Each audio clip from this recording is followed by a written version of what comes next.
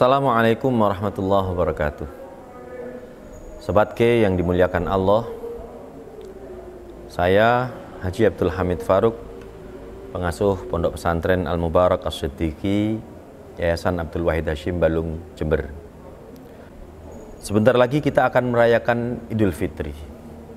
Sebentar lagi Ramadan akan pergi meninggalkan kita. Ada hal-hal yang perlu kita lakukan selayaknya pribadi muslim. Bagaimana caranya kita menerima kedatangan Idul Fitri, dan bagaimana caranya kita melepaskan Ramadan. Ramadan ini akan pergi, dan kita tidak tahu apakah tahun depan kita akan menerima Ramadan kembali. Kita tidak tahu apakah tahun depan masih ada usia kita untuk menerima Ramadan. Karenanya di akhir-akhir Ramadan ini saya ingin memberikan pesan yang justru saya ingin memberikan nasihat kepada diri saya pribadi. Hendaknya kita menjadi pribadi yang dirindukan oleh Ramadan. Mari kita muliakan sisa-sisa Ramadan ini, terutama malam hari raya Idul Fitri.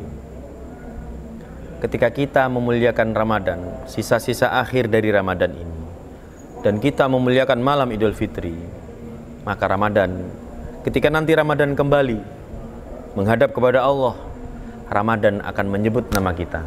Ramadan akan membanggakan kita di hadapan Allah. Kelak Ramadan akan meminta kepada Allah, ya Allah, pertemukan aku dengan mereka yang memuliakan aku merindukan mereka, dan aku ingin bertemu mereka tahun yang akan datang. Apalagi ketika kita memuliakan malam Idul Fitri. Dalam sebuah hadis dikatakan, orang yang memuliakan, yang menghidupkan malam Idul Fitri, maka kelak Allah akan menghidupkan hatinya. Allah akan menjadikan hatinya tetap hidup pada hari di mana seluruh hati manusia mati karenanya. Sobatku yang dimuliakan Allah, bagaimana cara kita menerima Idul Fitri, memuliakan malam Idul Fitri? Bagaimana caranya kita melakukan amalan-amalan sebelum sholat Id? Selayaknya malam Idul Fitri boleh kita rayakan dengan gembira, boleh kita rayakan dengan keluarga. Tetapi ada baiknya jangan sampai lupa kita isi malam Idul Fitri dengan riyadhah, dengan tirakat, dengan berdoa, memperbanyak zikir. Syukur-syukur jika kita menyempatkan diri untuk qiyamul lail. Lalu ketika sholat Id, sebelum sholat Id, apa yang harus kita lakukan? Ini yang mungkin seringkali kita lupa. Kita lebih mengedepankan bajunya, tapi kita lupa dengan tubuh yang memakai baju ini. Ada baiknya, biasanya orang sholat Idul Fitri karena malamnya dia ramai-ramai bersama kawan, teman, sahabat, sehingga tidurnya larut malam, lalu kemudian subuhnya hilang. Maka ada baiknya kita harus menjaga jangan sampai kita kehilangan sholat subuh. Sebelum kita sholat Id, ada baiknya kita niat mandi, seperti halnya kita mandi besar. Kita niatkan dalam hati. Memang ini tidak ada aturan atau ajaran yang resmi, tetapi tidak ada salahnya Anda niat, saya niat mandi dalam rangka menghormati sholat Idul Fitri. Mungkin dengan barokah niat doa kita itu, Allah kemudian melunturkan, melarutkan dosa-dosa kita, jatuh seperti halnya air yang membasahi tubuh kita. Lalu kemudian kita menggunakan pakaian yang terbaik, bukan yang terbaru, yang terbaik. Kalau ada baju yang memang itu sangat Anda senangi, entah itu peninggalan orang tua, atau entah itu mungkin baju warisan, atau entah itu mungkin baju yang terbaik yang Anda punya, maka itu yang layak untuk Anda pakai. Laisal id liman labisal jadid. Bukanlah hari raya itu untuk mereka yang menggunakan baju baru, bukan. Tapi baju yang terbaik menurut orang tersebut. Lalu kemudian menggunakan minyak wangi. Jangan lupa sunnah Rasul menggunakan minyak wangi. Kemudian jika Anda memiliki siwak, Anda pakai siwaknya.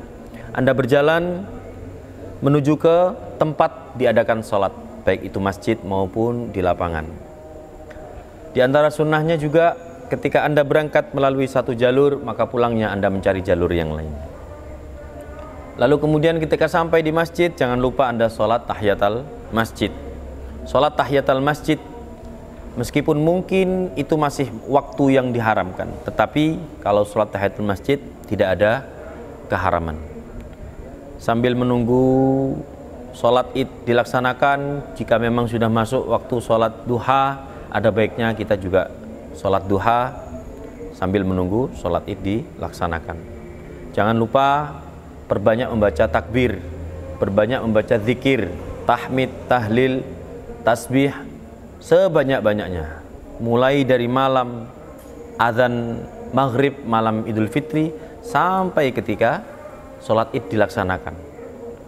Dan jangan lupa yang paling penting adalah Anda sudah selayaknya untuk menyiapkan beras yang digunakan sebagai zakat fitrah. Usahakan itu beras yang terbaik. Usahakan jika Anda memang mampu untuk membeli. Jika Anda memang tidak mampu untuk membeli, maka Anda berhak untuk mendapatkan zakat fitrah. Terakhir, amalan apa yang bisa kita lakukan sambil menunggu sholat id sampai khutbah selesai? Tidak ada lain kecuali memperbanyak zikir, menyebut asma Allah. Semua lafaz yang ada lafaz Allah, Anda perbanyak membaca. Jika Anda bisa membaca Quran, Anda membaca Quran. Jika tidak bisa, Anda membaca zikir, istighfar yang banyak, minta ampun kepada Allah. Semoga hari raya Idul Fitri ini kita dikaruniai kesehatan, dan kelak kita akan ketemu dengan Ramadan yang akan datang. Terima kasih, sekian, semoga bermanfaat. Assalamualaikum warahmatullahi wabarakatuh.